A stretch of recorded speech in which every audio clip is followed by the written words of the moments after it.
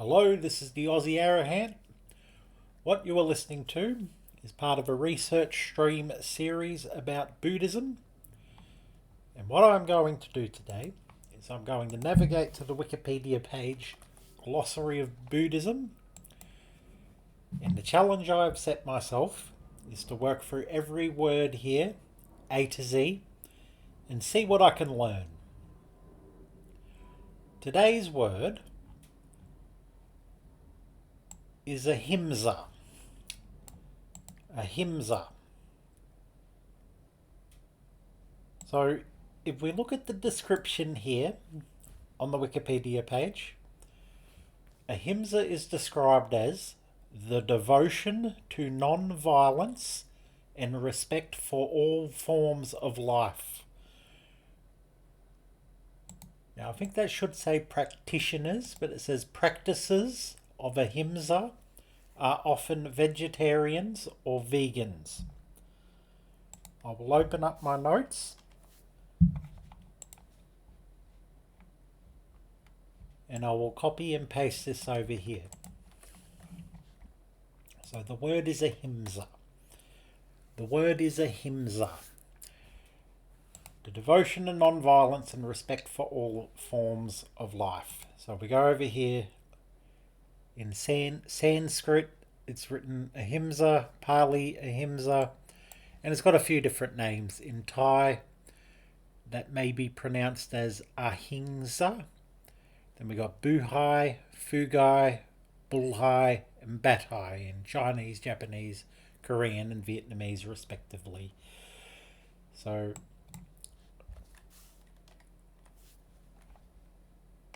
I'm going to open up the Wikipedia page and we're just going to have a brief read of it.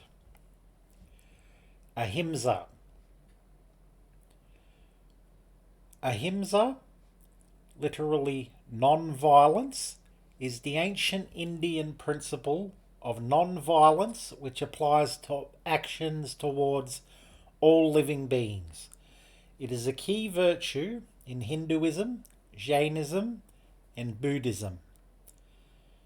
Ahimsa, also spelled Ahimsa, is one of the cardinal virtues of Jainism, where it is the first of the Pancha Mahavrata. So I'll open it up and we'll have a look at that shortly. It is also one of the central precepts of Hinduism and is the first of the 5 precepts of Buddhism. So I will open that one up as well. Ahimsa is inspired by the premise that all living beings have the spark of the divine spiritual energy. Therefore, to hurt another being is to hurt oneself. Ahimsa is also related to the notion that all acts of violence have karmic consequences. So I will put that in my notes. It's kind of a description of where it comes from, and I do like this notion that all living beings have a spark of the divine spiritual energy. Now, because this is found across multiple religions, I'm wondering if in Buddhism it is described as divine spiritual energy. I don't think that it is. That kind of language of divinity, I'm not sure if that features in Buddhism. It may appear in different schools than the ones I'm used to, but I think by and large, Buddhism is fairly materialist. If I'm using that word correctly, which is to say, and I'm going to look it up. There's a few ways of using this. Someone who prioritizes material possessions and wealth, but also it's to do with just matter being the fundamental substance of nature and all phenomena. I think materialism sort of excludes divinity, which is seen as supernatural. Um, that's a little bit fuzzy for me. I'm unsure about that. Um, but what I will do, without getting too in the weeds with philosophy here, is come back to, where is it? So Ahimsa is inspired by the premise that all living beings have the spark of the divine spiritual energy. Okay, so I want to know, and this is one of my questions to follow up, does Buddhism regard Ahimsa as inspired by the premise that all living beings have the spark of divine spiritual energy? I might tidy that sentence up a little bit.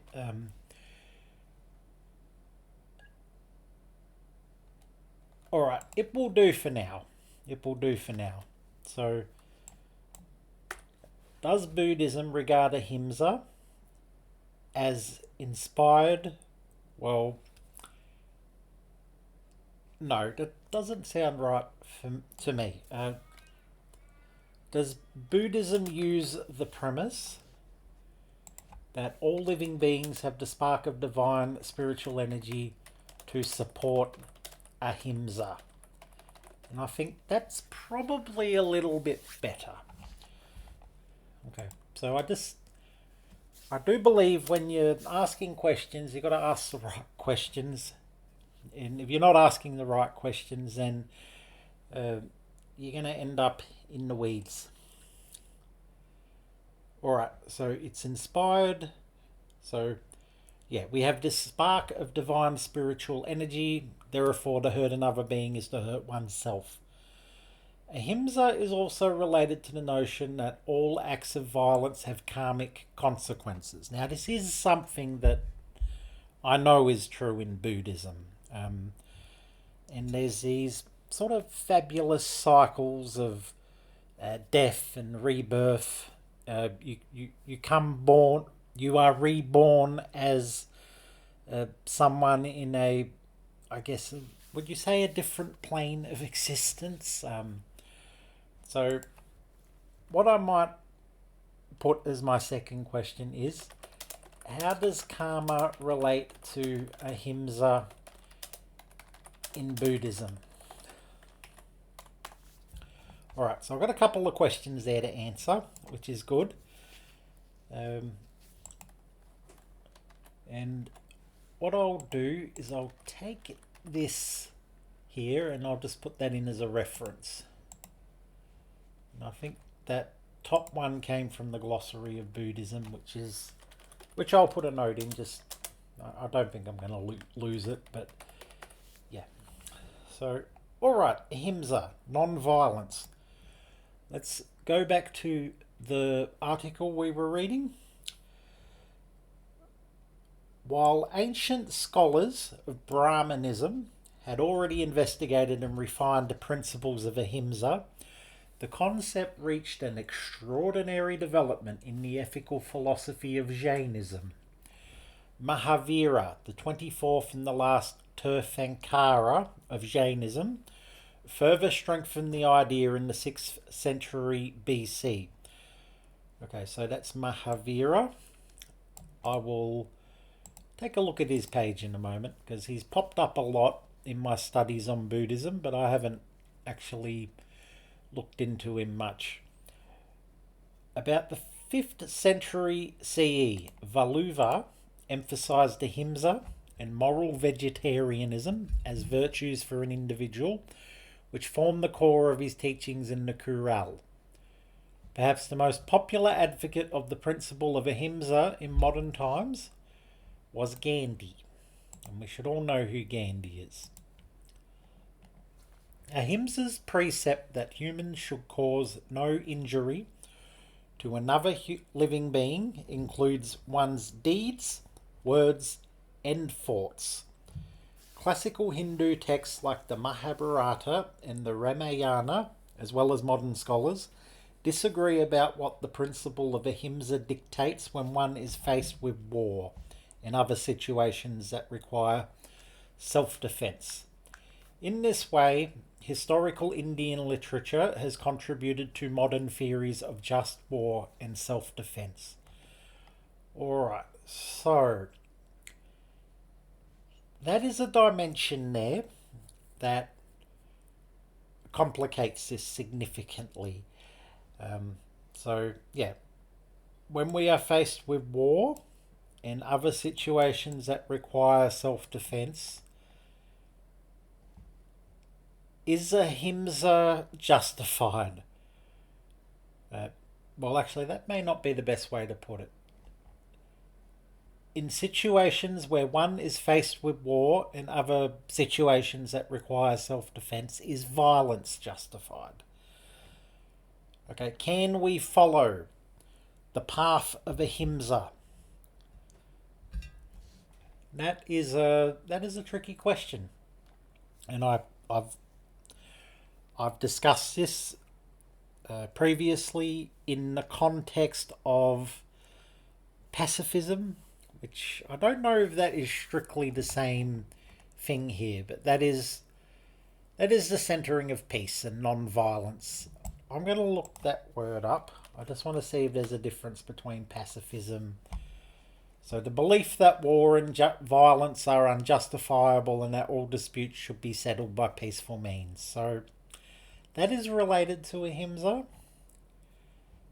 It is the opposition to war or violence. So, and I want to look more into that. So I will write, how is Ahimsa related to pacifism? Are they the same? Are they the same? And I guess what I want to do is, because it's sort of getting into ethical territory here. We are getting into discussions of, I guess, right conduct, especially in situations where it seems violence may be justified. So I'm going to write a section here, and I'm just going to call it aspects. So aspects of Ahimsa. One is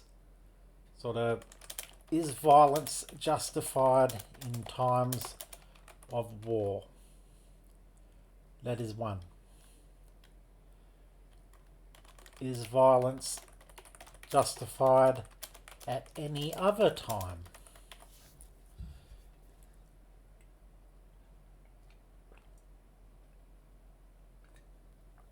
So, when we're talking about Ahimsa here. So there's sort of violence. It seems like a necessity at times. And I'm going to call this, I guess, self-defense. That might be a good way to put it. Self-defense. It seems pretty sound that we have to commit violence to defend ourselves in the case of injustice.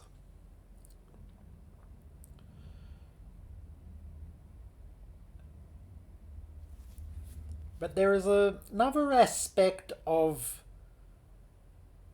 Ahimsa that I want to talk about, and it comes from, it is connected to this here, moral vegetarianism and the ethics of eating meat.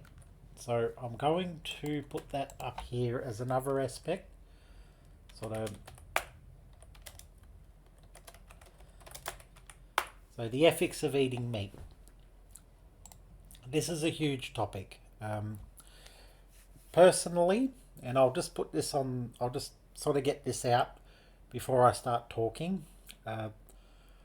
I largely believe that the sort of case for veganism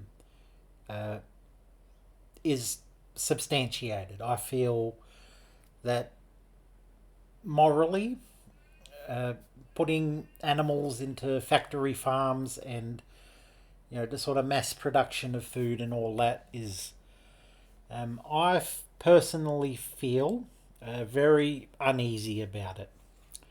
Um, I haven't quite accepted a path of becoming a vegan or a vegetarian or whatever label you want to call it.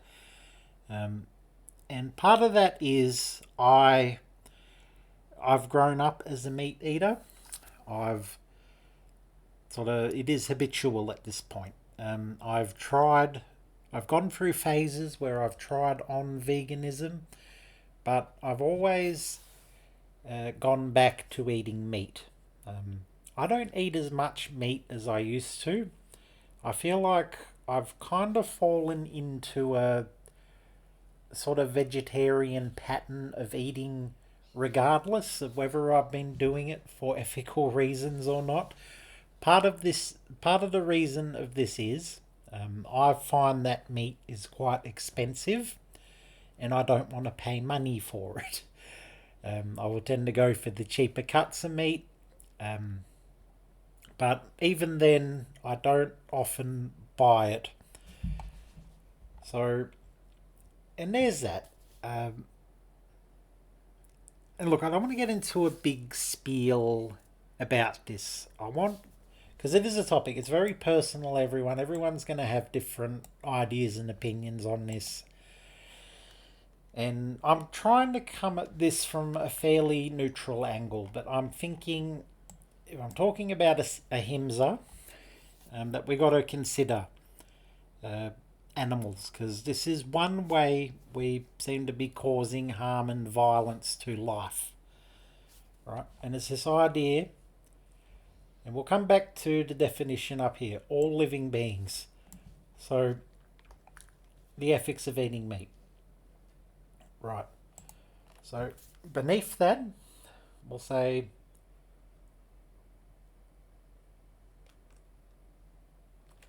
what living beings is it acceptable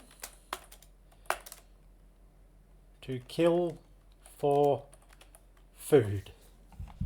All right, that's quite a question, and I want to look at this through a meme. There is a meme, so, and I'll see if I can find it. It's popped up on Facebook from time to time. I think we'll call it the line between pets and food. That's how I seem to remember it. There we go. This is from Beef magazine. I'm sure that's a wonderful publication. Okay. Activists push for vegan lifestyle through billboard campaigns. And this is the meme. Oh, why is it all the way over there? I'll just put that up there. So, okay. So, all animals want to live. Where do you draw the line? And it says, on one end, pet, and on the other end, food. And there's a sort of arrow moving across. And you got cats, you got dogs, you got more cats and dogs, you got a rabbit, you got a horse. And then you've got a chicken, and a cow, and a pig. So, some bright spark, has taken a marker. They've gone into an MS Paint program or something. And then they've put a slash down here between the horse and the chicken. And they've written about right there. About right there. Okay? So, why? This is my question. Why? Why do we put that line there? And I think for most people that I know who grew up in the West that are familiar with pets and just we've always known chickens and cows and pigs as producers of food. Well, producers. I think the cow produces milk. And yeah, all of these, yeah, they get farmed. They're either killed or they're sort of constrained, kept in cages, um, or they might have some paddock. They might have a paddock to roam around in. Uh, there are cage-free options. Sort of there are more ethical ways of engaging with this, where the animals are treated better. If they are killed, they are not hurt at the very least. And it's really up to the sort of discretion of most people uh, where they are comfortable with that line. Personally, I'm not comfortable with this line. I think all of these are living creatures. They're all beautiful creatures. You could say in the eyes of God if you are a Christian.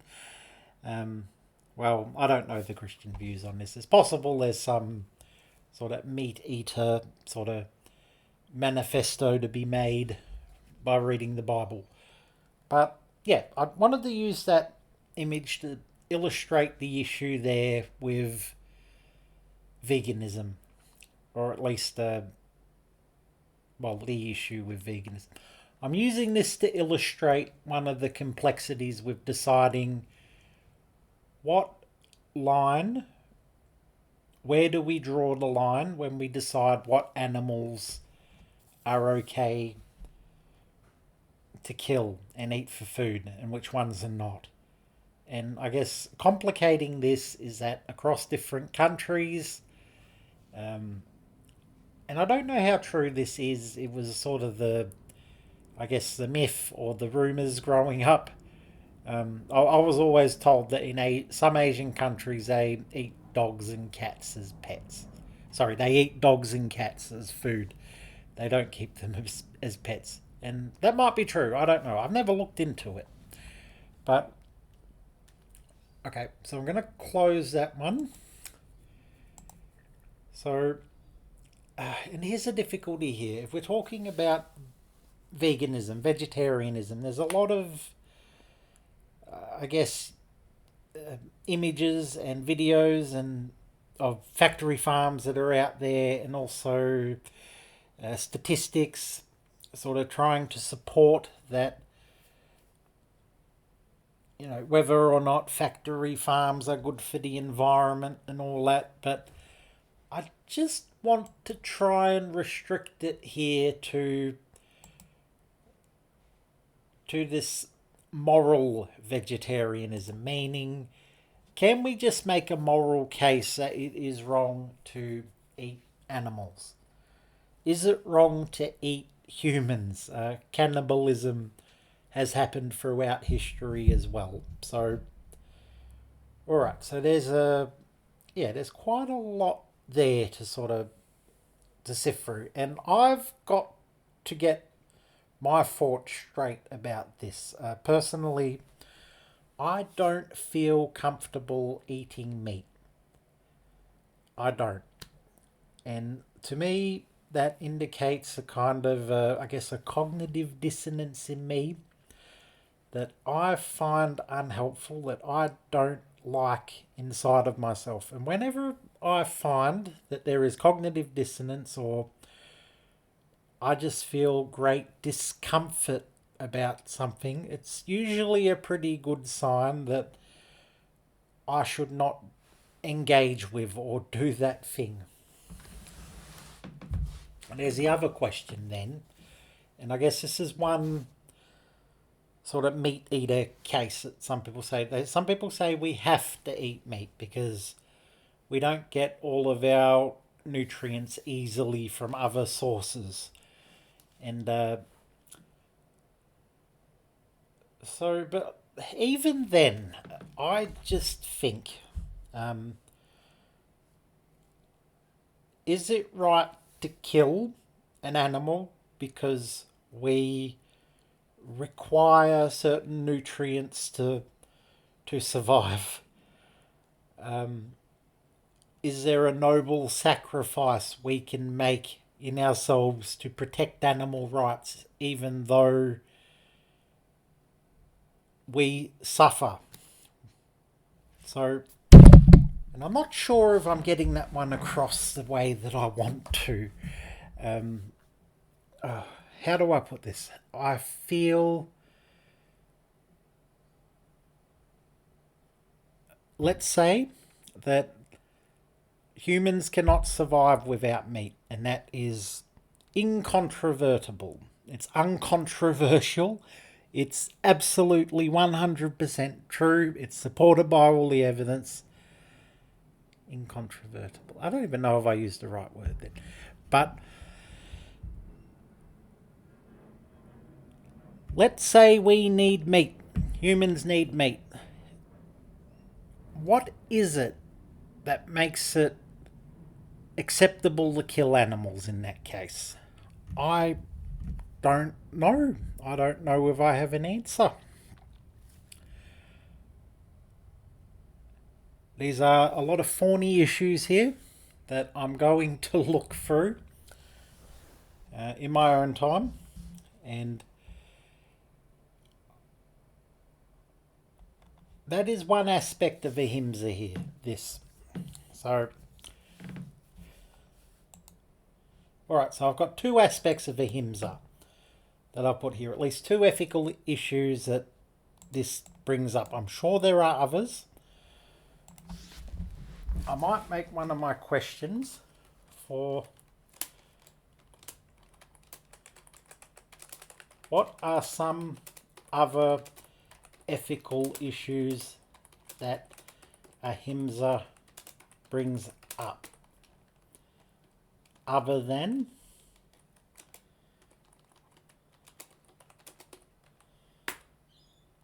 the ethics of eating meat, and is violence justified in times of war?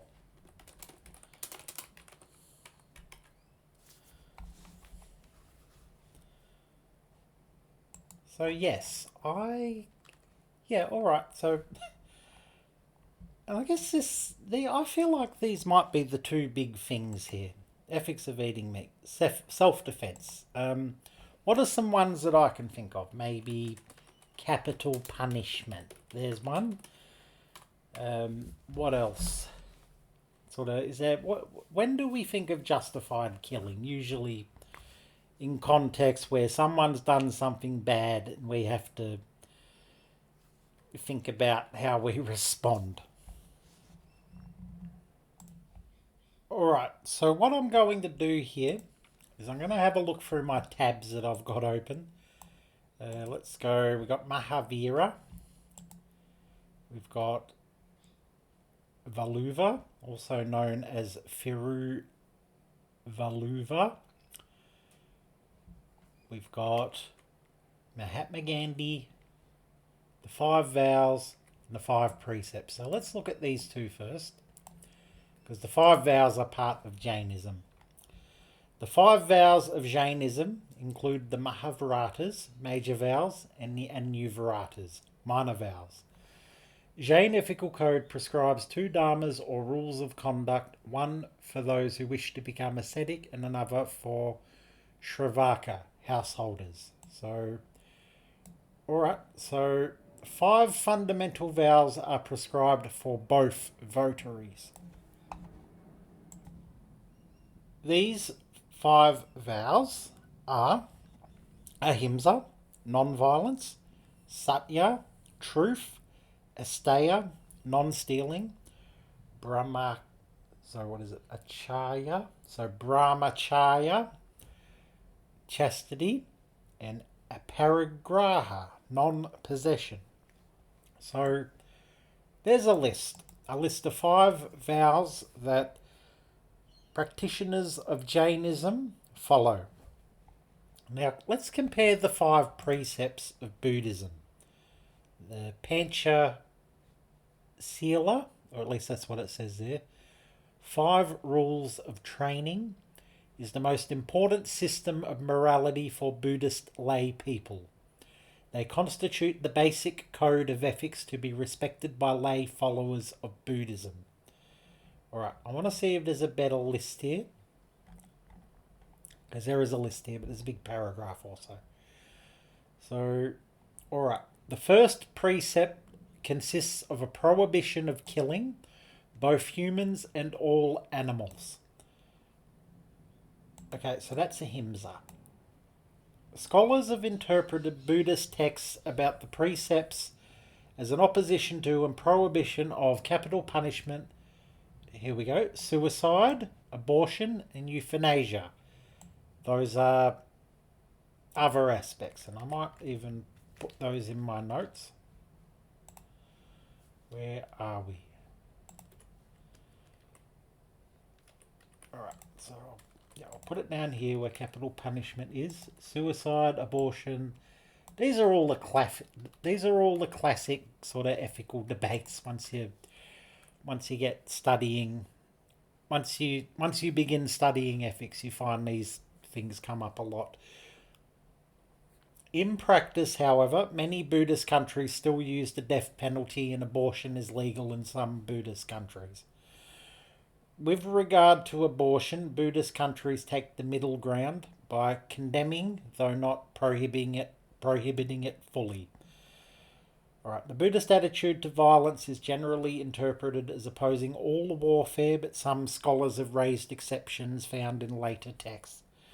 Okay, so there we go. The first precept consists of a prohibition of killing both humans and all animals. So I'm going to take this one over here.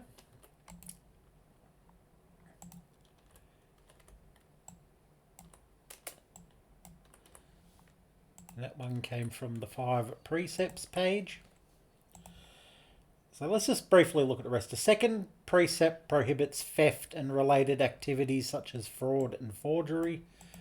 The third refers to sexual misconduct and has been defined by modern teachers with terms such as sexual responsibility and long-term commitment. The fourth precept involves falsehood spoken or committed to by action, as well as malicious speech, harsh speech, and gossip. And the fifth precept prohibits intoxication through alcohol, drugs, or other means. Early Buddhist texts nearly always condemn alcohol. Smoking is sometimes also included here. So, I feel like this is different from the lists that I've read previously. So let's have a look here. 5 precepts.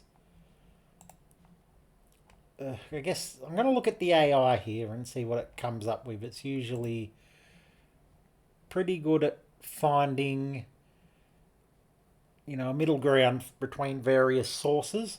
So, refrain from taking life, refrain from taking what is not given, so stealing, sexual misconduct, false speech, and intoxicants. So, okay, I like these. These are good values to me. These are ones that the 5 precepts are a strong list, in my opinion. So, but I came across this first through Thich Nhat Hanh, and I want to look up his version of this because it's different. But it's the same, but it's different. 5 mindfulness trainings. So let's look this up. So we go to the Plum Village website. And what it says here, the 5 mindfulness trainings have their root in the 5 precepts offered by the Buddha. They have been expanded and updated so they represent a way to bring mindfulness into every area of life. Okay, so this is kind of an updated modern version. Let's have a look at these. And what are they? Has he got a list here, or do we have to go for each one? Alright. So let's have a look here. The first one is reverence for life. How does that compare? And I might do this. I'll put this on one side and I'll put this on the other. As I go through them, I want to see if they match up. Reverence for life. Aware of the suffering caused by the destruction of life, I am committed to cultivating the insight of interbeing and compassion and learning the ways to protect the lives of people, animals, plants, and minerals. So there is a prohibition of killing over here, both humans and all animals. And yeah, here's something I didn't get into earlier when I was discussing animals. Okay, so it's not just humans and animals that are life. We've got plants and minerals too. Let's have a look here. What have we got there? The kingdom. What is it? Life classifications. We look at this, it gets quite... 3 primary domains: bacteria, archaea, and eukarya, based on cell type. Then you got all the things. So let's just think. Bacteria. If every time we wash our hands, are we violating Ahimsa? I don't think that the Buddhist view on this would be that strong. But I want to have a look at this. So let's go 5. Do Buddhists consider killing bacteria violence? So you got bacteria, and it's not just because we looked at that image and they had pets on one end, food on the other. Then you got the stuff that is still life, but we generally don't think about too hard when we kill it to use it or eat it. And one of these is plants. So if we got the plant kingdom, what's the problem with eating plants? I'm thinking most people would say that plants aren't sentient, at least in the way that we think they are. Plants are very aware of their surroundings, and they show remarkable abilities. And if you read a book called What a Plant Knows, I think that's the name of it. Let's look at it. What a Plant Knows by Daniel Shamovitz.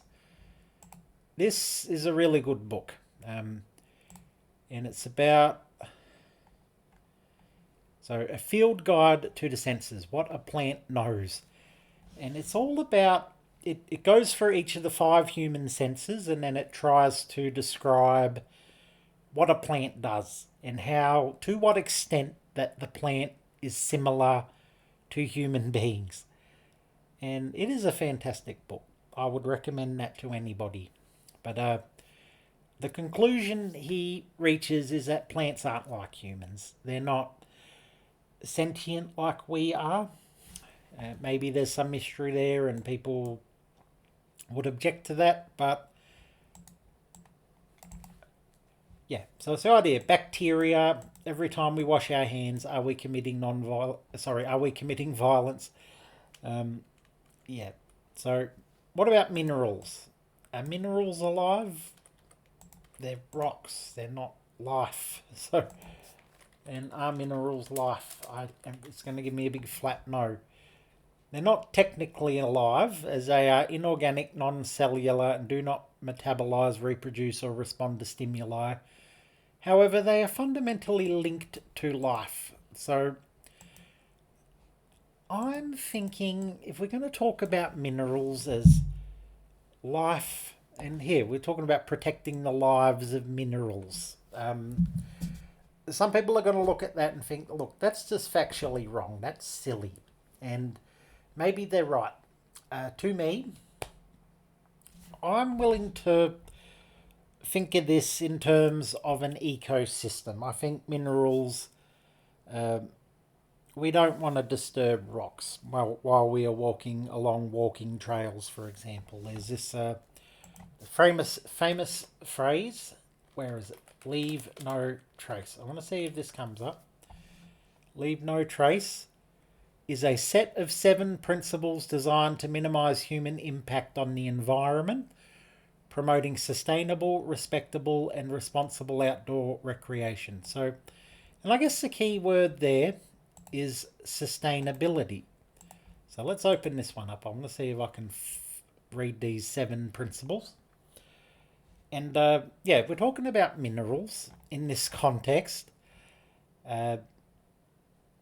you generally just want to leave things alone. And, there's this thing about rock cans. And these things. I don't know if anyone's familiar with rock cairns, but people love to gather rocks and build a cairn. It's a very common, popular activity when you're out in the, you're out in the middle of nowhere, or you're out somewhere where there's a lot of rocks and you want, people do these. They build these. Some of them are quite big. The problem is there has been quite a bit of scientific research about how these are bad for the environment. So if I just do the AI overview, this will give you a flavour of what people say. Building unauthorised rock cairns is harmful to the environment. Moving rocks disturbs fragile soil, increases erosion, and destroys microhabitats for insects, reptiles, and aquatic creatures. And I just want to show you this dude, man who kicks over rock cairns, because there's this guy. Where is he? Stuart Cox. Let's have a look at this fella. Maybe he's here. This man kicks down stone sacks. I'm going to play this. Let's have a look. People were building them and I came along and pushed them over. I don't think they were too happy at first, but when I explained why, I didn't realise that. I didn't know that. Oh, I won't do that again. Meet Stuart, also known as the Peak District Viking. He's a keen hiker who's on a mission to raise awareness of the damage stone stacks do to the environment by kicking them over. Today, we're up here kicking cairns over. The Peak District National Park Authority says the stacks have been made from stones taken from historic features near Mam Tor, which it says is damaging the environment. This is what the wall should look like, and as you can see there's all these crevices and nooks and crannies. That's where all the wildlife will live, anything from frogs, toads, insects. There are actually cairns up there for navigational purposes.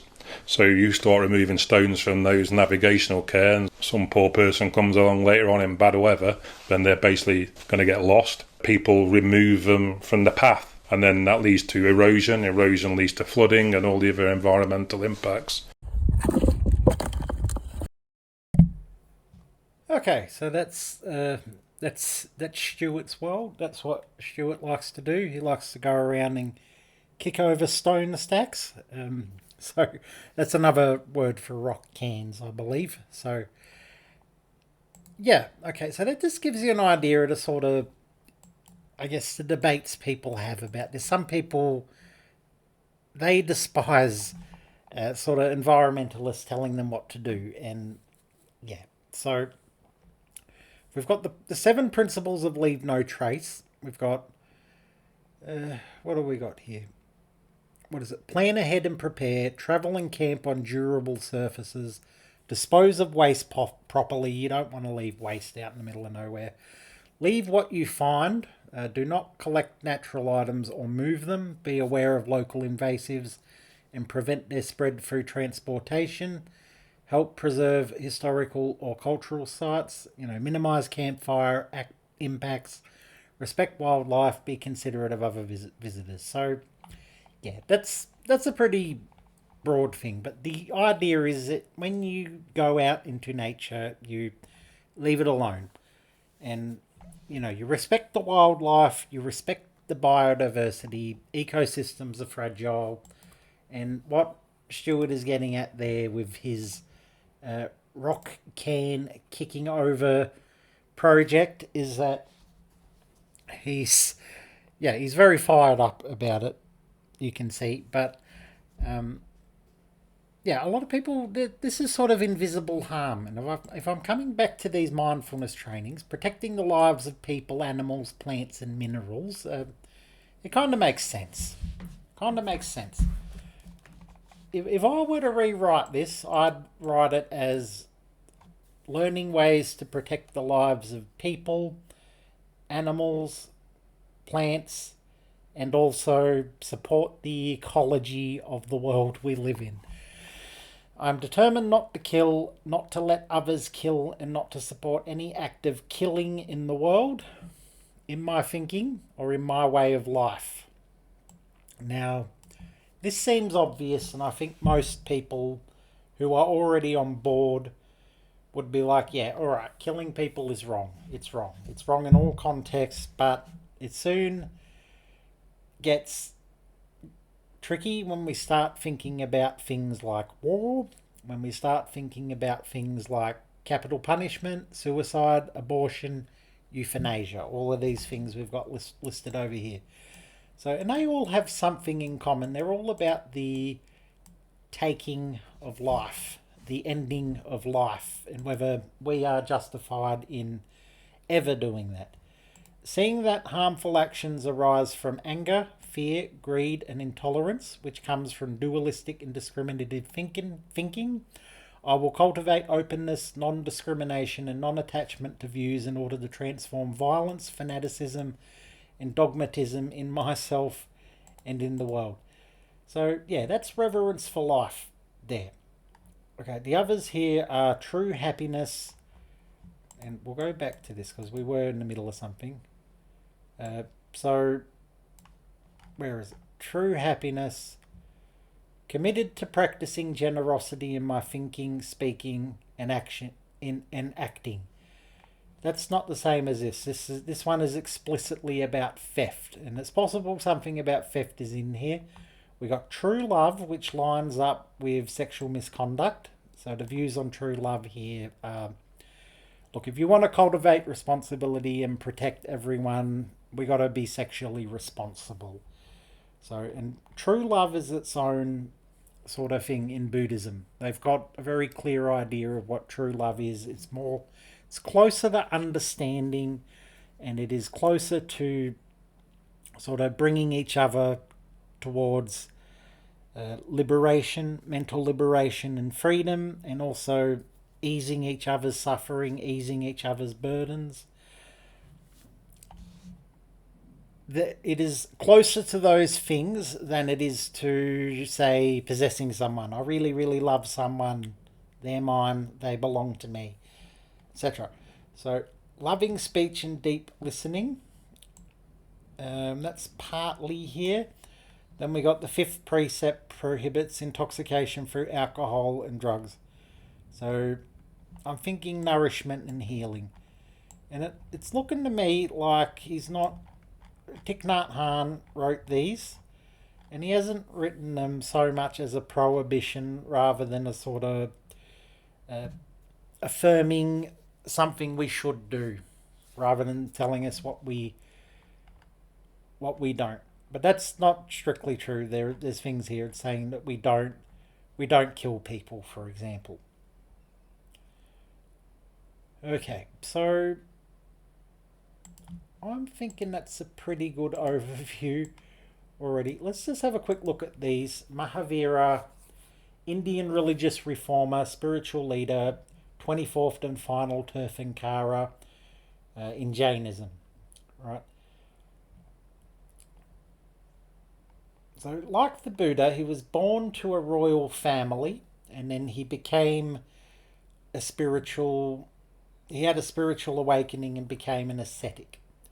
So there's some similarities between him and the Buddha. Jainism was a bit older than Buddhism was at the time. Then you got Valuva. He was an Indian poet and philosopher. What did he write? The Tirukkural, a collection of couplets on ethics, political and economic matters, and love. So we've got that there. And of course there's Gandhi, an Indian lawyer, anti-colonial nationalist and political ethicist who employed non-violent resistance to lead the successful campaign for India's independence from British rule. Okay, so yeah, there's a guy. And resume. Sorry, I just received a phone call, so I paused the stream. We were talking about Gandhi, who, he was a famous figure in the 20th century, and he campaigned for India's independence from British rule. So Ahimsa is one of the beliefs that Gandhi had. So let's look this up. I want to see where it's mentioned on his page.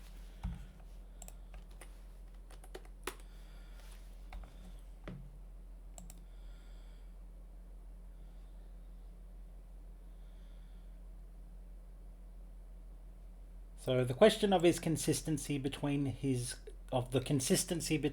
creed of Ahimsa and his recruiting campaign was raised not only then but has been discussed ever since. So he supported a war campaign. So, all right, here we're getting into the sort of weeds with politics, and I guess one of the things with Ahimsa is we got this sort of lofty notion, this idea that, you know, we're going to be non-violent, we're not going to harm any human beings, but then there's the sort of, I guess what we might call the realities of the real world, or the realities of the world. So there is that. And I think I'm probably going to leave it here. So I'm going to close all of these. I'm going to go back to this Glossary of Buddhism page. And we go here, look down at, where is it? Ahimsa, the devotion to non-violence and respect for all forms of life. Practices of Ahimsa are often vegetarians or vegans. So we've got that. That is the description there, and it's pretty solid. It's not wrong. I'm thinking this bit here might need some work where it says practices. Is that even a word? I don't see why it couldn't be a word. So yeah, okay. So I can accept that. That's not wrong to me. Someone who practices something, but I want to put an R in there. I think the more correct word for that would be practitioner. Person actively engaged in an art, discipline or profession, especially medicine. So there's that. Okay. So,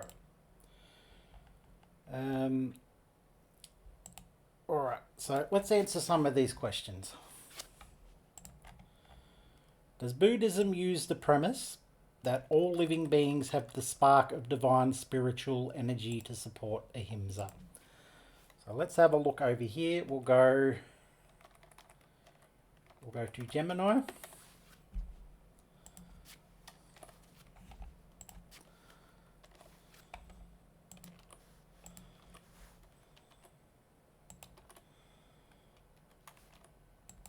So I'll close this one. I'll just put it in on Google first of all.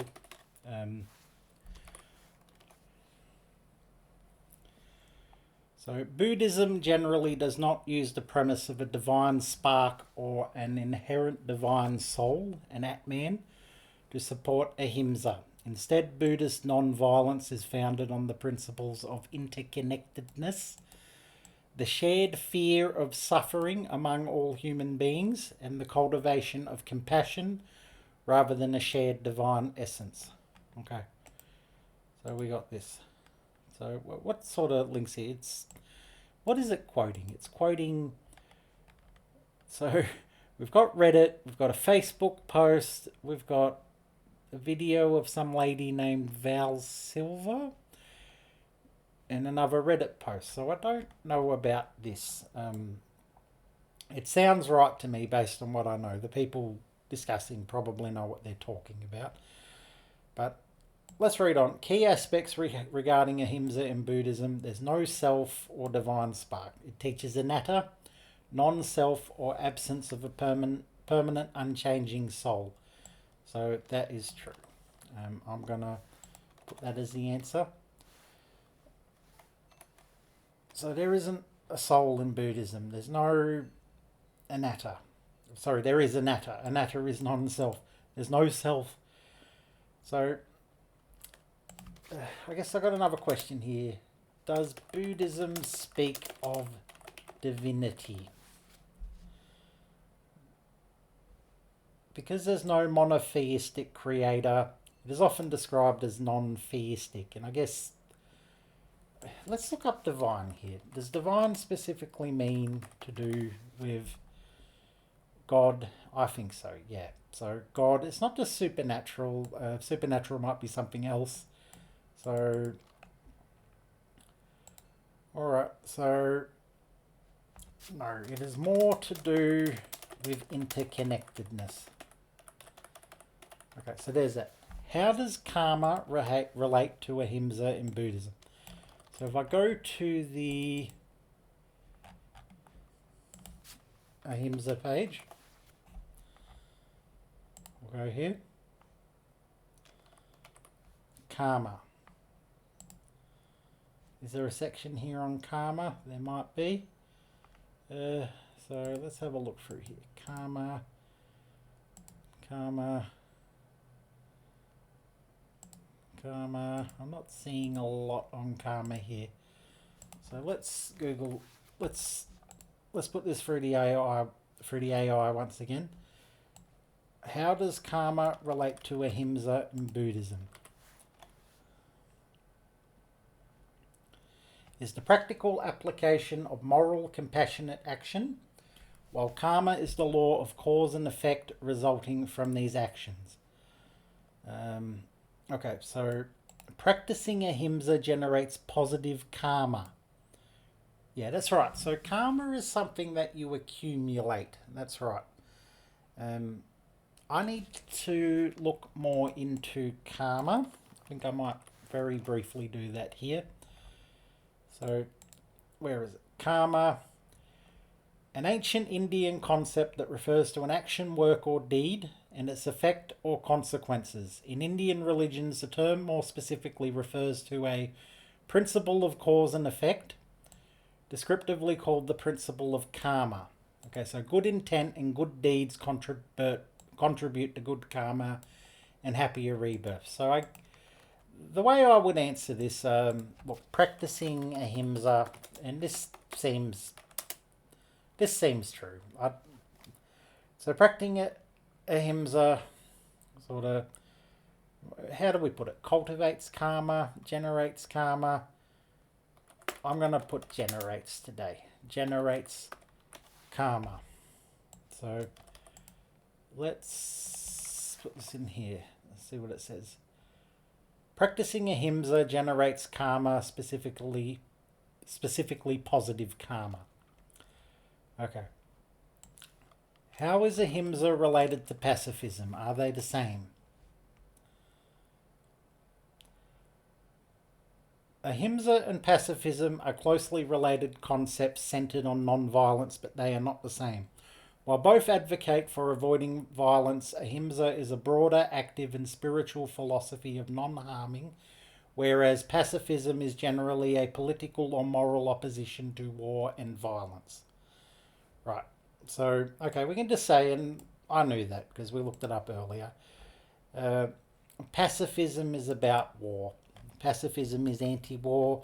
Ahimsa is more than that. It's not just about war. It's a lifestyle that demands non-harming in thought, word, and deed. So there's that. Okay, so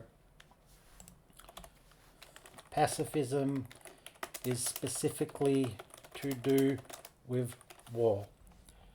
What are some other ethical issues that Ahimsa brings up other than the ethics of eating meat, and is violence justified in times of war? So I'm going to put that in here. And we've already looked at some of them, I think. Alright, so there's environmental ethics and ecology. We touched into that briefly by looking at rock cans. Economic and professional ethics, so the violence embedded in certain livelihoods. So I guess right livelihood comes into this. Violence embedded in certain livelihoods. Yep. So Jains historically avoided professions that entail unavoidable violence or butchery. Right. So there's this.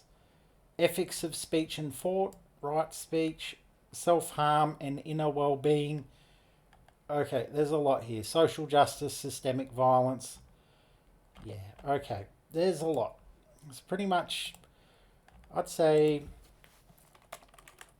pretty much any ethical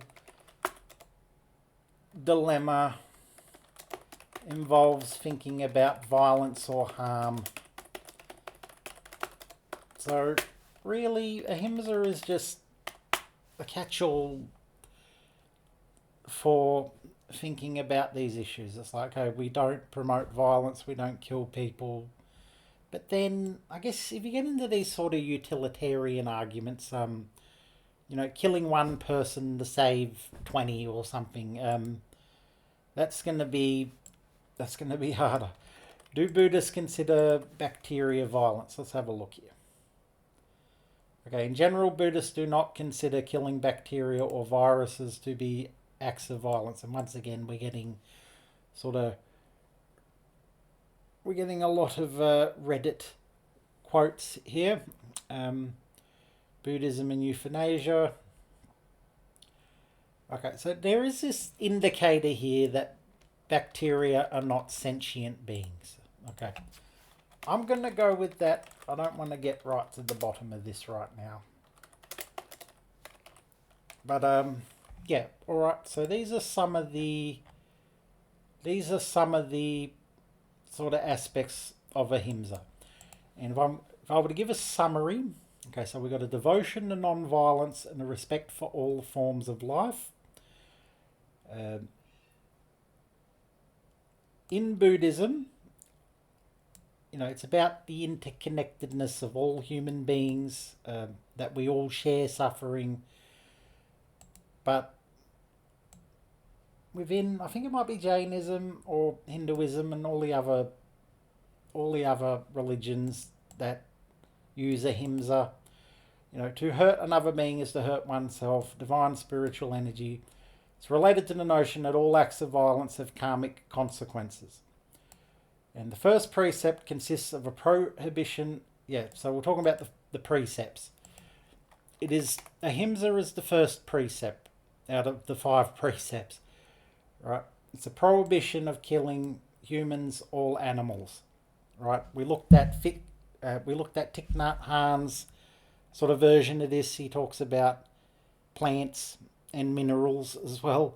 So that got us into a discussion about ecology. So we've looked at this, aspects of Ahimsa, the ethics of eating meat, what living beings is it acceptable to kill for food. The answer, I don't know, it's blowing in the wind. But I'm leaning towards that I should probably become a vegan. So this is something I'm going to give some serious thought. Self-defense, is violence justified in times of war? Is violence justified at any other time? And then you got issues like capital punishment, suicide, abortion, euthanasia. And it's sort of, so it's fine to have a lofty goal like Ahimsa, but what happens when it brushes up against the realities of the world? We've got, everyone that has sort of spoken about non-violence or peaceful protest, all this has had to